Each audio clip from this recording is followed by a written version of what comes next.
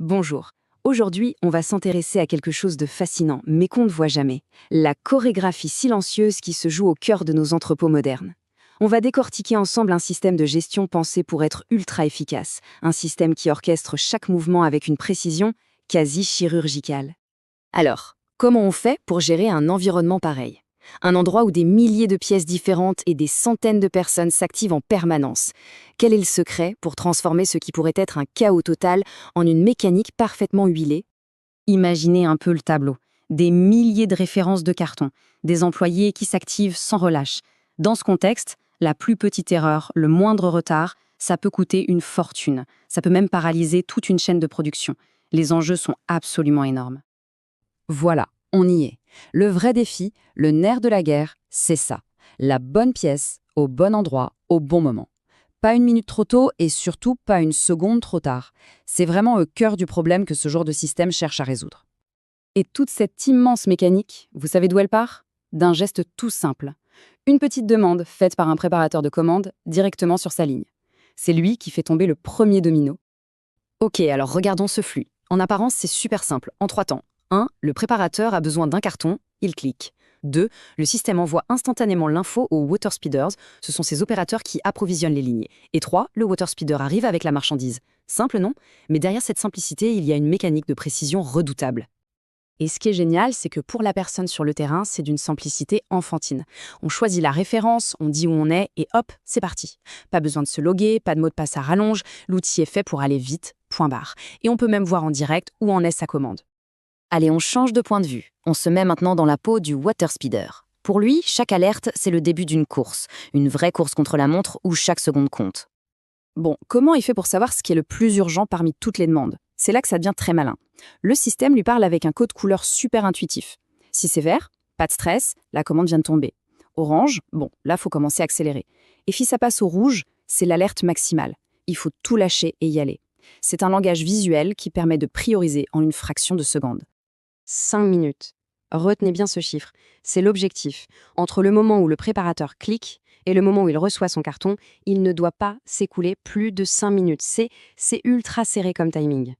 Et pour tenir ces 5 minutes, il y a une étape clé, la prise en charge. Le système exige qu'un water spider accepte la mission en moins de 2 minutes. La réactivité, c'est vraiment la clé de voûte de tout le système. Et le but final, c'est d'atteindre un taux de réussite de plus de 90%. Autrement dit, plus de 9 livraisons sur 10 doivent arriver en moins de 5 minutes. Ça vous donne une idée du niveau d'exigence et de fiabilité qu'on vise. Ok, on a vu le terrain, l'action, la course. Maintenant, on prend de la hauteur. On quitte le plancher de l'entrepôt et on monte, en quelque sorte, dans la tour de contrôle du manager pour voir comment lui utilise ce même système. Et là, le contraste est saisissant. D'un côté, le préparateur, son problème c'est « il me faut un carton tout de suite ». De l'autre, le manager, sa vision c'est « comment je gère les 50 palettes dont on aura besoin la semaine prochaine ». Le même outil doit être capable de répondre à ces deux échelles de temps qui sont radicalement différentes. Pour le manager, le système devient un véritable tableau de bord.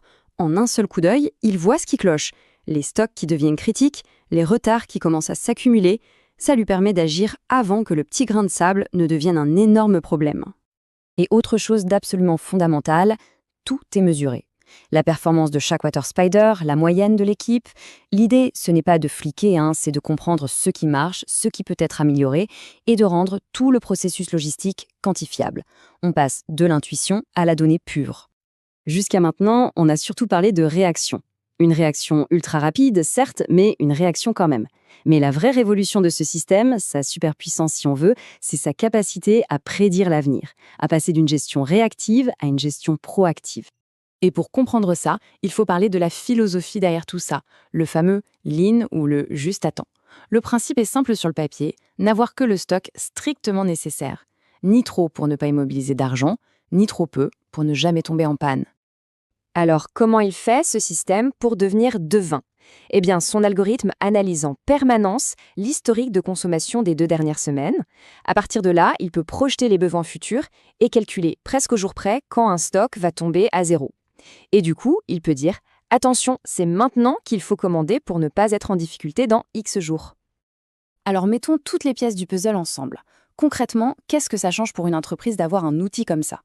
Quel est l'impact final de toute cette chorégraphie? Eh bien, il est énorme. D'abord, on évite le pire cauchemar d'un industriel, l'arrêt de la chaîne de production. Ensuite, on réduit massivement les coûts, parce qu'on n'a plus des tonnes de capital qui dort dans un entrepôt. On gaspille moins, on optimise les livraisons des fournisseurs. Bref, l'efficacité de toute l'équipe fait un bond spectaculaire en avant. On peut vraiment voir ça comme ça. On part d'une toute petite demande, un simple clic d'un opérateur, et on arrive à une chaîne d'approvisionnement complète qui anticipe l'avenir. C'est ni plus ni moins que le système nerveux de la logistique d'aujourd'hui. Et je voudrais qu'on termine là-dessus, avec une question. Quand un système devient si intelligent qu'il prédit nos besoins avant même qu'on s'en rende compte, qu'est-ce que ça change, au fond? Pas juste dans un entrepôt, mais dans notre manière de concevoir le travail, l'efficacité et l'anticipation.